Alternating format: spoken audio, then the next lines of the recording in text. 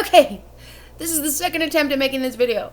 While I was on Instagram today, I came across something that is very important to me because although I might come across as maybe not eloquent, I guess that might be exaggerating a bit. Sometimes I'm eloquent. I used to think I was eloquent, and then I went, well, I was a kid, the things I'm thinking of. Anyways, when I think things in my head, crap, perfect, like, yeah. But as soon as I try to say that shit, not happening. Anyways, when it comes to autism spectrum disorder or Asperger's, people that are autistic, there's nonverbal and then there's verbal. And I just came across today someone referencing semi-verbal. Now, my opinion of myself is that I've become less, I've become not nonverbal, but okay, as per this description of semi-verbal, I've become more semi-verbal throughout my life, and I want to, I don't know, because I'm not a professional, I'm not a doctor, I'm not a psychologist, or a neurologist, so I don't know the specifics, but my guess would be that I've overdosed on several different psychiatric medications, and I think that's exacerbated my autism spectrum disorder, and also head trauma from banging my head on the wall and from hitting myself. I know in the past 5 years, all those things were like way more prevalent than they usually were or ever were. And so there's been a lot of, I believe, brain damage done. Like, not to the point where obviously I'm still functioning pretty well, but I do have a lot of problems communicating, more than people realize. Like, how do I explain this without, like, okay. There's people in my family that requested that I not post any videos about our family life. And so I don't want this to be confused for that, but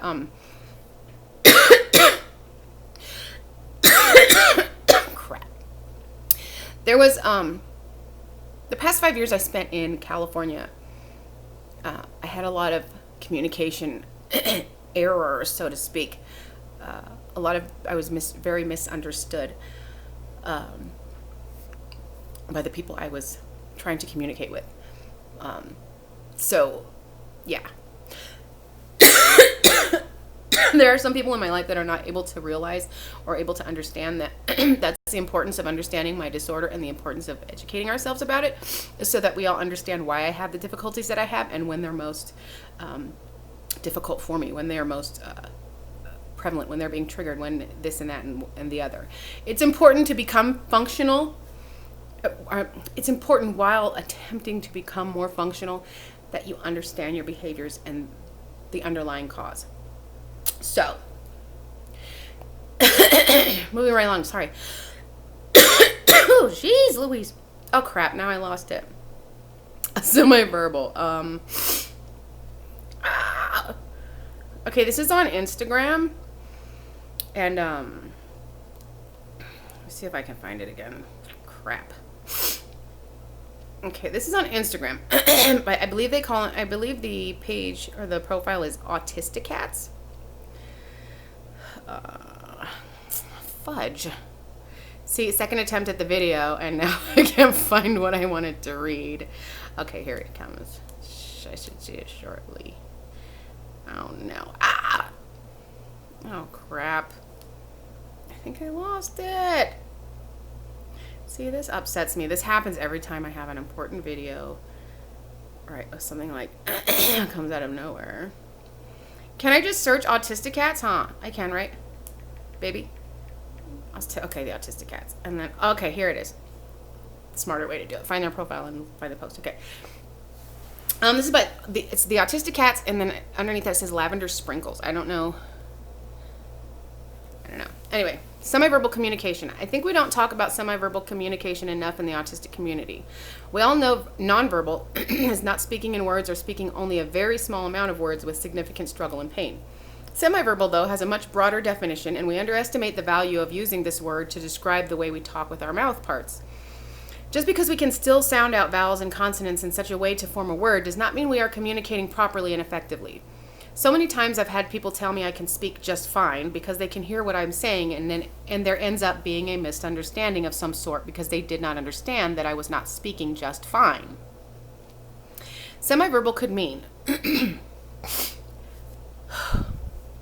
speaking and expressing thoughts through scripts like movie quotes, commercial jingles, bits of songs, and things you hear in your everyday life. I do that all the time, especially in conversations with other people. Actually, no. I'm going to say more so in conversations with myself. But I talk to myself more than I talk to anybody. Anyways, speaking a full sentence but replacing words with certain sounds or bodily motions so that there are pauses in the sentence where you interject the replacement. I have that mostly only when I'm speaking to other people because I get anxious or I start to get out of breath. When I start to have anxiety during conversations, I get very out of breath and I get very, like I have to forced speech. Speaking words out of order consistently so that the correct meaning can still be interpreted, but only after taking a moment to think about it and correcting the order. I call this word lexia, and I do it all the time. All the time. Like, I will totally flip words. I will combine words. I will switch the end of words. And when reading, I guess in reference to reading, it's dyslexia. But while I'm reading, my eyes will catch what I'm reading, and at the same time, they'll catch something underneath it or further down the sentence and bring that to the sentence or to the word that I'm reading at that moment. And then it will I'll lose context of the whole sentence. My comprehension isn't as good as it used to be. Excuse me. And let's see. And I think I may have had that problem when I was younger. Now that I think about it, I may have had that problem. Except that I was in a very small school, a very small private school. My grandma was the principal, and I think the student-teacher ratio was like 1 to 14 because there was only 14 students in the whole school and one teacher. So like, and that was my grandma. So I was able to take the time to stop and make sure I was comprehending things. And I did, as a child, read things repeatedly, like I remember having to read paragraphs 2 and 3 times just to understand what they were saying. It was much easier for me to understand. My grandmother used to read to us during, or after lunch. She used to read to us out of books like Anne of Green Gables or The Chronicles of Narnia, things like that. And they were much easier for me to comprehend when she was reading them and I was listening than they were for me to read them myself, because I would have to repeatedly go back and read. Or I'd read like a whole page and then realize at the end I didn't comprehend any of it because I was like thinking something else, or I was looking at something. How do you read and look at something else at the same time? I don't know, but I used to do it. And so my comprehension wasn't as great. But I think that's the same. Speaking and then mixing the words. It's not the same as the comprehension thing, but I went off subject for a second. Okay, yeah. Word lexia is what I call it. Speaking words out of order consistently. Shortening full sentences or phrases to a more shortened form, such as I love you to love, or I want water please to water. Talking coherently in some areas of speech, and then other parts it turning out garbled or incorrect. I do that a lot too. More so when I'm anxious or excited. Yeah. And then sometimes it's just my mouth is not, and I'm thinking the word and I'm trying to say it and I'm saying all parts of it at the same time, and it all just kind of runs together. Okay, sentences in your head not matching up with the words that come out of your mouth so that people misinterpret what you mean. This is a big issue for me personally, and I often have to get people to say back to me what I say so I can catch any mistakes. I don't realize that they happen when the words come out of my mouth.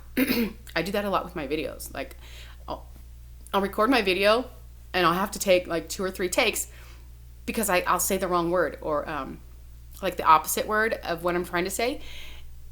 And then I'll do it over again, and then I'll finish the video and I'm like, yes, I got it. And then I go back and listen, and I could swear I said the right word, but I think it's because I'm thinking the right word, but then I still say the wrong word. And so when I'm watching the video, I'm like, fudge, it's still the wrong flipping word. Like, I do that a lot too. Okay. Starting out saying something and then forgetting a word, so you have to start the sentence over and rework it to fit in a similar word so your sentence will make sense. saying something, but one word was missing, so you have to say it again with the word inserted. Yes, I will do that too. But I won't say the whole sentence again. I'll say the sentence, but miss one word, and then I'll pause and I'll be like, and then just say the word that I forgot to put in the sentence, but then that leads to confusion. People are just like, huh? Never mind. Never mind. I'm just talking to myself. I do that a lot because I hate having to explain and people don't understand. A lot of times our tone and what people perceive as attitude, that's why I'm not like a tone police with my daughter. And generally speaking, I don't worry too much about her attitude because I feel like when you're expressing attitude, it's like helping people understand how you're feeling at the moment. As long as your attitude is not like making anyone else feel worthless or hurt by what you're doing, like disrespectful, you know what I'm saying? Anyways, but my experience is that we sometimes say things with not an attitude, but we just say it a certain way because, like, to us, it's like, hello, this is like common sense. And then people take that as an attitude or us being like, hi, sadiddy, or better than, or duh, or insulting in some way, shape, or form. And that's really not how we're meaning to come across. We're just, by the time we've already said it a certain way, and then we realize, oh, that might have sounded condescending, or that might have sounded, even though it's not intended that way. So unless you're like able to communicate well with the people around you and they're able to say, hey, that kind of sounded condescending. And as long as you guys can like communicate back and forth, hey, that seems kind of condescending. And you say, oh, no, I didn't mean to sound the way, I'm sorry. All I'm saying is this. But you have to have the effective back and forth. You can't just say, look how flipping condescending she is. And just assume that was her intent or his intent, because effective communication, it circles repeatedly. It's not just a ping pong game that once someone loses the ball, you just walk away, because it's just stupid. You have to keep picking the ball back up and throwing it back across until it's going in a circle and a circle and a circle. You have to get until you get to where you both understand what the heck everyone's talking about. Hold on. I still have some personal issues in this area, so I'm getting a little bit upset and anxious right now. I'm trying to breathe through this. Okay, thinking the right word in your head, but only wrong words coming out of your mouth. That happens to me too. Making up words to mean things even if you know the correct word for what you mean, because the made-up word sounds more right to you. This doesn't count mashup words, just words that are completely made up.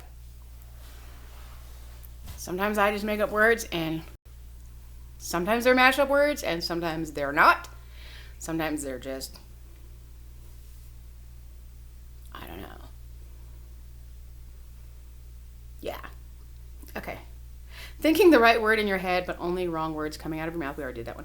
Making up words to mean things even if you know the correct word. We already did that one too. I really believe if people understood the multiple ways someone can be semi-verbal, we may be able to avoid a lot more misunderstandings and frustrations. When autistics speak and recognize, even if we can talk, we are still struggling to communicate. I think we should use the word semi-verbal more, because it doesn't just mean can speak, but only a little bit. It encompasses a lot of types of difficulties autistics have when speaking. So what she's saying is that speaking, like physically speaking, may appear to be like normal to everyone else. But if you combined our internal dialogue, I guess, so to speak, in our head while we're thinking, and what we're speaking, if you were to compare the two as we're holding a conversation, it would be easier for you to understand what she's saying. Like, and then that's when our frustration starts to happen, because we know what's going on in our heads and we know what's coming out of our mouths. And when they don't coincide, it makes it a lot more frustrating for us. And then when people only hear one part of it, it's like hearing an argument, but only hearing one side of the argument. So they're quick to jump to conclusions or judge or be like, what? So you need to understand people who have autism spectrum disorder or Asperger's and are semi-verbal, which I'm coming to understand I am. And I think more so now than I used to be, but I could be mistaken. Maybe I just never I didn't have as much anxiety behind it. I didn't have as much criticism when I was younger. I mean, I had more criticism when I was younger, but there weren't as many opportunities for me to realize. I think that's what it is. I didn't have as much interaction as a youth, for me to realize how difficult it is for me to verbally interact with people. Now that I'm older and I've had to, like, I really had no choice, I'm starting to realize more my difficulties having actual verbal communication, etc. So yeah, not semi-verbal. I've never heard of it. I just heard of it today. For those of you who are autistic, look it up, do some research on it. I'm probably going to and do a bit. I will try to do a better, more informative video later. But it just struck me to do this out of nowhere because I read it and it hit home. So thank you for watching. That's all I have for now, and I will be back. Thank you for watching. Like, share. I think I already said thank you for watching like 10 times. Like, share, subscribe. Comment down below. That's it. Oh, and thank you for watching.